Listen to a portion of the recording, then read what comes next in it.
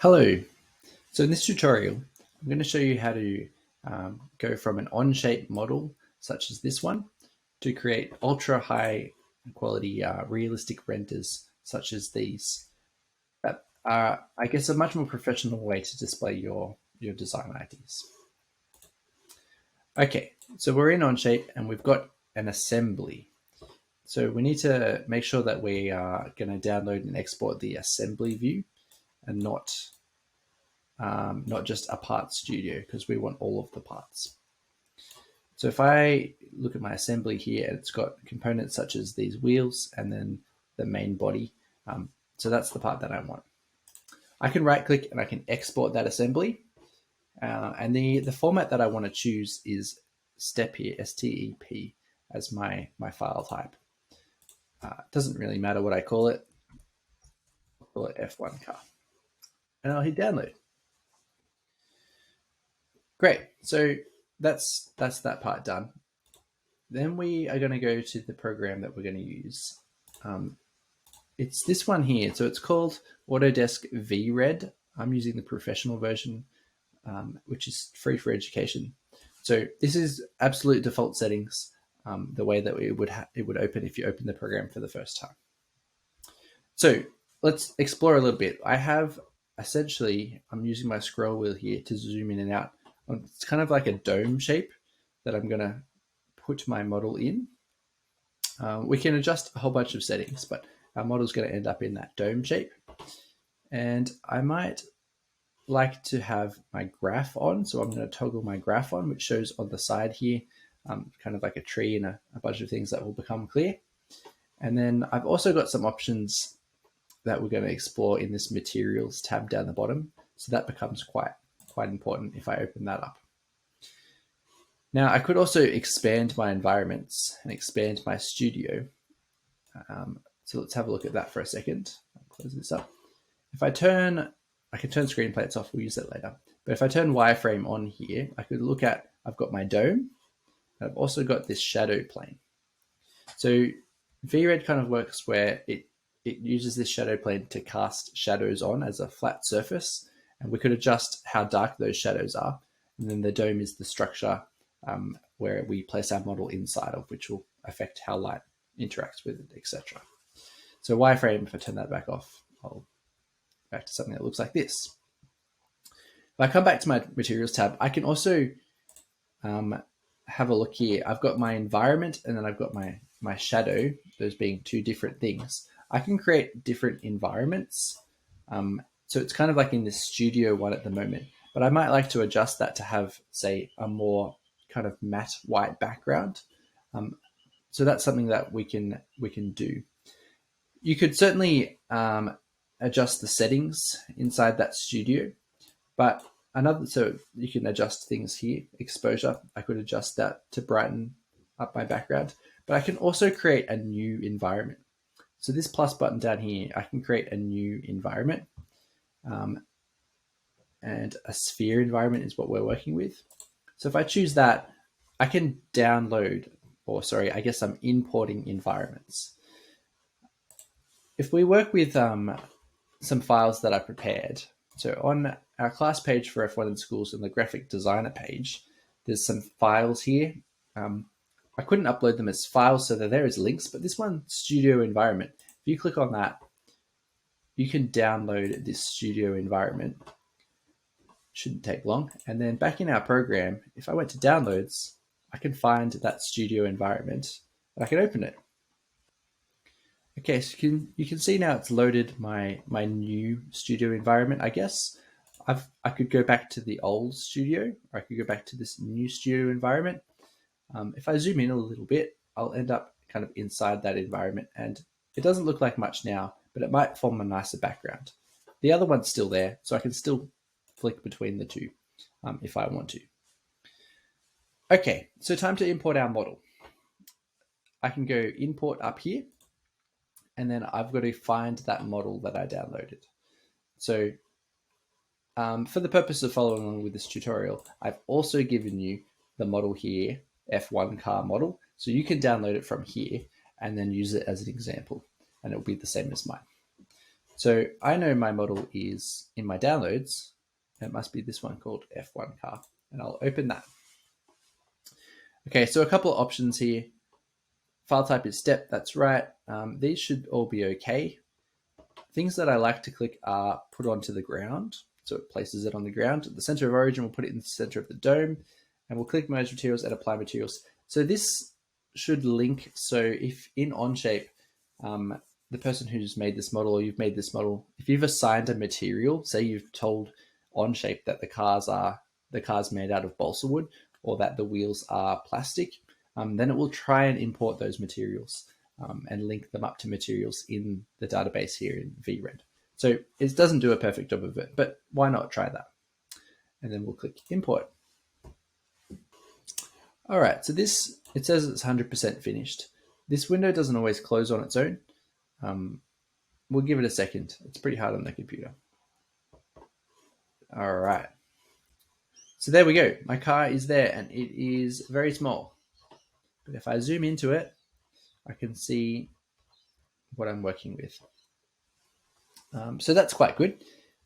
This ray tracing here toggles, it controls how it renders. So just keep an eye on that. I know the image now doesn't look very good.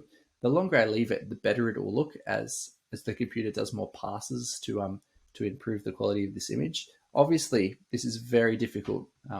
This is a very, I guess, power-consuming device or program for your computer to do to create these high-quality renders.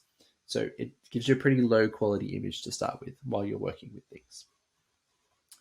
All right, I should see inside here, my F1 car appears to be part of that studio environment. That's just because I had that studio environment selected when I imported the car. I didn't really want that. I want it to be up here under the root. I think I can left click and drag it up to the root, and now it's kind of come out from that studio environment. So I could toggle it on and off separately, and I can put it in my other studio environment too, if I want to see how it looks there. All right, so a few things we can do. Transform here, if we click the transform, we have that F1 car selected, we'll get a couple of options of how we can, I guess, change the size of this car. It seems quite small. Now, things in this program are more done by what looks right than lining them up to specific measurements or scales. So I'm going to scale it here. I can scroll with my mouse. If it's uniform scaling, it will all work together, but I can scale it up by scrolling with my mouse inside there. And then I can also see that my wheels have kind of cut off the bottom there. I might scale this up to close to 20 times the size that it was originally and see how that looks if I've probably gone too far. Well, that might be okay. So I was very zoomed in before, but that's not a bad start. My wheels are also now like cut off. They're kind of going into the ground. If I click back to this environment, it might make it a bit easier. So I might also transform and then move its location. So this might be the translation, and the Z-axis is up and down. So I might, this is moving it down further. So I might scroll that to be a higher number to bring it up to what looks like it's sitting on the surface there. So that looks pretty close to me. I'll close that off. All right, so I've got my car approximately the right size. If I want to move around here, I can click with my left mouse button to look around, I think. I can also hold down the mouse wheel to move, like to pan like this. Okay, so it's time to assign some materials. If I expand my car and my assembly, I've got a bunch of different parts. This one's not the best example. All of my wheels are separate parts according to this. If I turn on wireframe here, I could see which wheel was selected. I could have drawn that as one part in my assembly in OnShape. It would have probably made more sense. And then I've got my body as the other one. So I wanted to find some materials, like what material am I going to make the wheels out of, for example. I might click and select, I'm holding control here to select all of my wheels. That way I can change the material of them all at the same time. click on my materials tab down here, and now I've got a whole lot of options. If I make this window potentially a bit bigger, I've got a whole lot of options of materials. It's not really letting me. Okay, that's all right. So if I click new material here and I want to create a material, I've got all these options. So this program is kind of based towards designing cars, or I guess modeling cars, rendering of cars. So that works really well for what I want. I could choose tire as an option here. It's probably more accurate that I use plastic because the wheels are made of plastic, but I'm going to use tire to demonstrate how that looks different, I suppose. So if I click on tire, on my material, once I've selected these, they're called nodes, my different parts.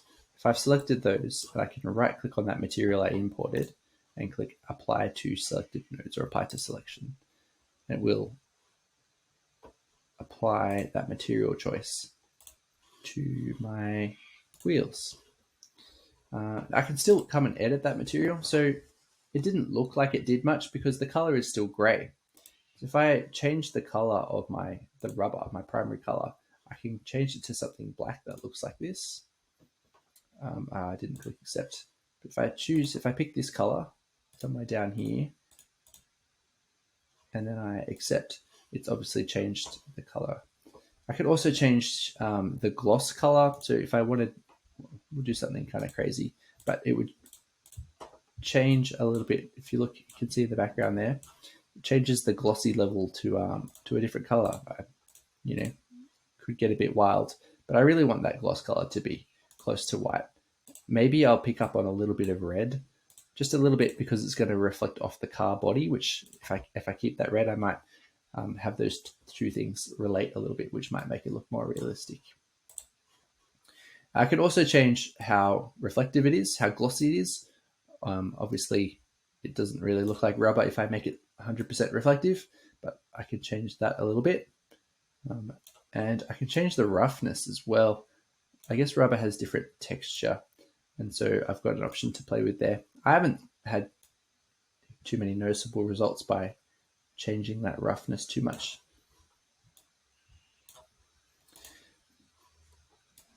So there's more settings to explore, and you can look into these. A whole lot of things you could look into. But there's the basics. I don't think I love that my glossy texture here is it's too red, so I'm going to go just to more of a white gloss. I think that's going to look better. All right, so that's my wheels. Now I've noticed it's still sitting a bit low. I'm not sure if it needs to be raised up a little bit more. So back to transform, back to Z axis. I've got to select my parts of the whole car. Then I might move that Z axis a little bit further. Okay. So my wheels are sorted. Let's focus on the car body. So that's part 5 here. Go back to materials, and now I'm going to choose something different. So my material for this, I'm picturing that I'm going to be painting this. I know it's made out of balsa wood in our competition, but we're going for a high gloss kind of painted finish. So I might choose a metallic paint, or I can go like a whole bunch of options. Feel free to explore them. I'm going to choose a metallic paint. I think that would look pretty good. And then I've got options here for, I'd love to make this window a bit wider. Options here for my base layer color. And then I've got options for a flake that I could insert because it's a metallic paint. I could also change this to like a 2-coat, and you could have a base layer, and then a layer on top of that. Feel free to explore these options yourself. So my base layer, maybe I want this car to be like a kind of red. I'll choose a type of red, which is what I was working with to keep that consistent. And then my flake color, I might have like a bit of a deep gold kind of flake. So I might choose something like this for my flake. So there's a few more options for the flake that I could look into. You get an idea of what it will look like up here without actually looking at the car itself, but it's obviously happy to look at the car. So I can change the size of the flakes, but also just mucking around with these settings to see what else it looks like. For example, maybe I'll do something crazy. I'm not sure why in this case I'm not seeing much of a result. Oh, so here you go. I forgot I've got to apply this to my car, my part. So I think I was looking at this metallic paint here. Remember, I have to have my part selected and then right click and go apply to selected node. Selected nodes. There we go. So, yeah. Now we can see that this is what the metallic paint looks like, and I've applied it to my car. So I could obviously do some pretty crazy things. I'm going to go back to that kind of gold color I was aiming for, something around there. So I could obviously choose, like, these settings will now be applied to my car body. If I make my flake size really big, you'll start to see the individual flakes. So it'll kind of look speckly.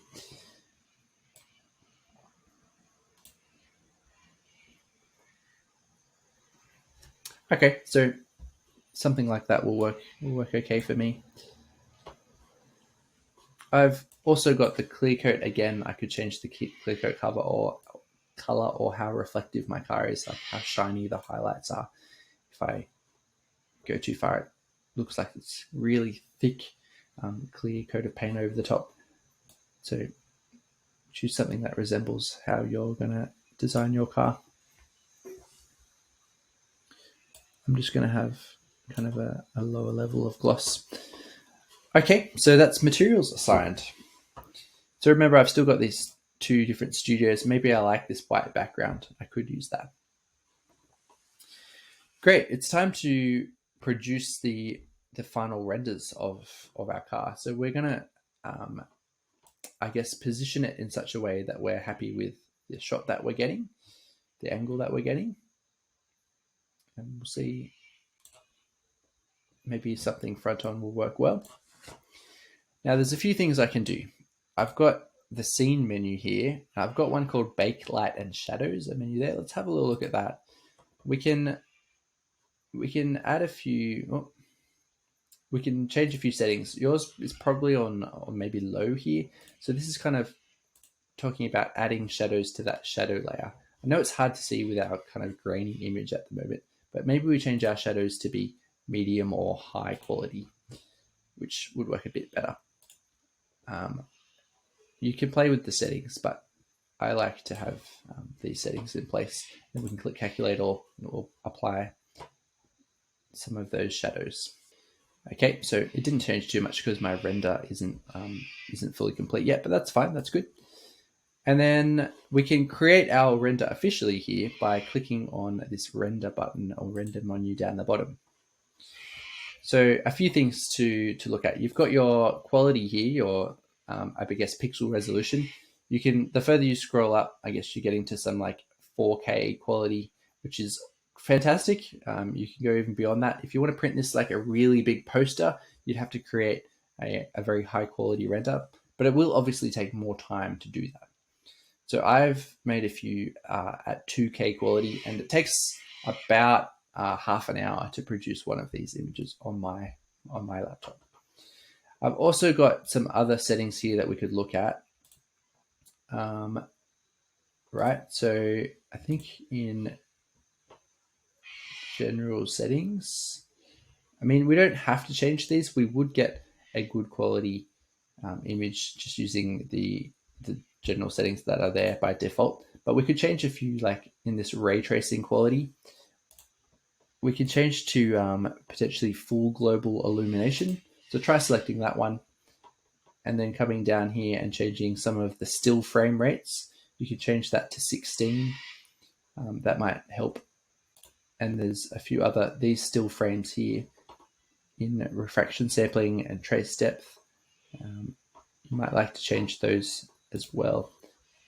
Potentially try 4 for these still frames.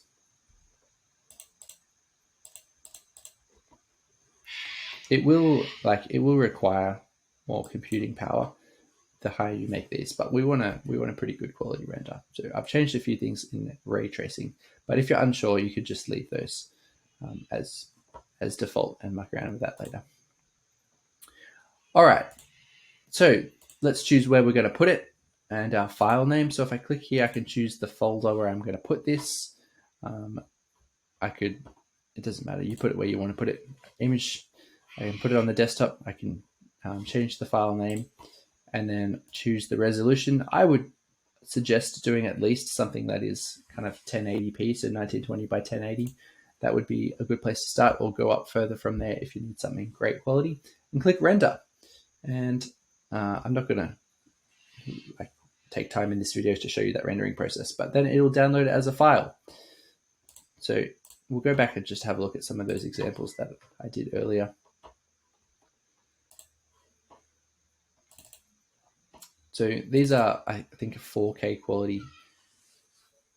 And you can see now I've got the shadows underneath with my kind of white background, and it's cleared up all of that noise that was in my other photos.